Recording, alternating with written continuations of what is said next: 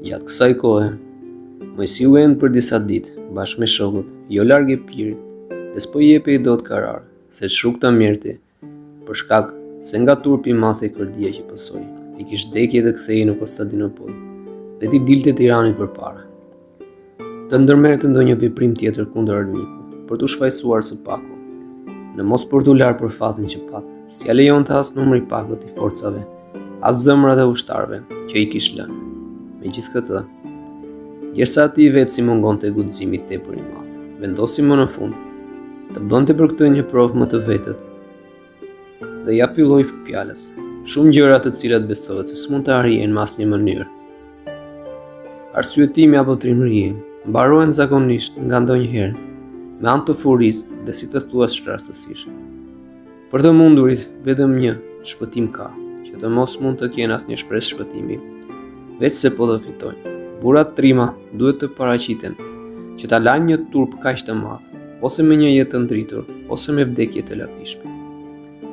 Pas shumë fjalësh që thuri me një përmbajtje analoge, më në fund, shtoi se ai që e njihte me pëllëm vendin e krajinës, kishte për t'i çuar ata, donin ditën apo natën, mu në çadrat e armiqve, pa derdhur pikën e gjakut, sepse ushtria jon ishte kthyer me të shpejt në kruj, dhe roja që kishin lënë atje për mbrojtjen e krajinës, s'mund të barazoj as pak me ta, qoftë për nga trimëria, qoftë për nga numri I ushtarëve. Por askujt si ja mbushi dot mendjen me këto fjalë, dhe ushtria që me britmat e me vesh zhurmën e armëve, I buri fshëllimën mendimit të Mojsiu. Filloi të merrte rrugën për në Greqi, duke dënuar njerëzit, planin e kapetanit. Desh Dibrani, I bin vullnetit të tjerëve, dhe pa nxjerr asnjë fjalë, I pushtuar nga heshtja dhe pikëllimi, po zvarisej me pahir si për në vdekje. Dhe adhiun e vetë që dikur e kishte lënë me dëshirën e vet, prej së pabesie. Ja tani I shtrënguar nga fati, duke pshërëtir me vete, u gurzi për më kot.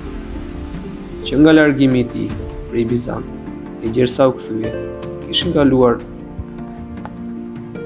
2 muaj. Kjo mungesë e tij, kaq e gjatë, e detyronte sultanin, gjersa s'kishte asnjë fjalë të sigurt, që tu besonte shumë gjërave ndryshe nga që ishin në të vërtetë. Herë mendonte se Mojsiu kishte pasuar kredin dhe I shojtur bashkë me të ushtrin.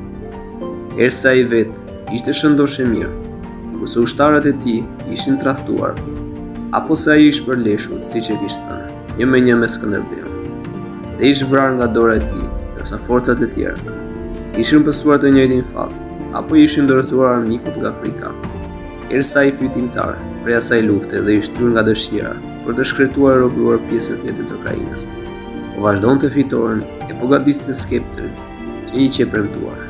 Ato të fundit, që njerëzit e duan zakonisht fort, e su hiqet nga zemra. Ai e besoi me gjithë qef. Por kur erdhën e I pan në ato gjendje të mjeruar, krejt ndryshe nga që e prisnin. Jo vetëm mbretit të zemruar ja lënduan zemrën, por edhe popullit ja vran fort syt, ndërsa Mojsin, sa s'po e hanin me dhëmbë, duke menduar se ai, qoftë për pabesinë e tij, qoftë për guximin e çmendur, kishte humbur ato lule burrash. Në sta kursën të shtarëve që ishin fort të dëshpëruar nga kërdia e Beratit, ua kishte ngritur ai shpejt moral. Mojsiu nga fatkeqësia dhe turpi I aratis, kur I kujtoi si duronte dot as fjalën, as vështrimin e tyre. Megjithatë, fjalët tërminjohë që thonin ushtarët për të, I larë njëkohësisht veten nga turpi, vonin që shumë të mos e ishnin ndonjë nga zemra.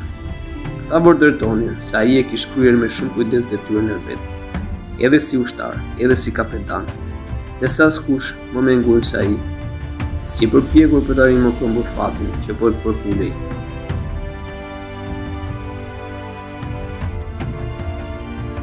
Njëkohësisht, ata e nxjerrin të larë nga turpi I atij provokimi, me trimërinë e pathyeshme të Skënderbeut dhe me thyeshmërinë njerëzore. Kështu begenia dhe karakteri popullor I burit, por më tepër e djathtë e tij e shënuar, dhe trimëria e pashoqe në luftë, pa kishte fituar krejt zemrat ushtarëve.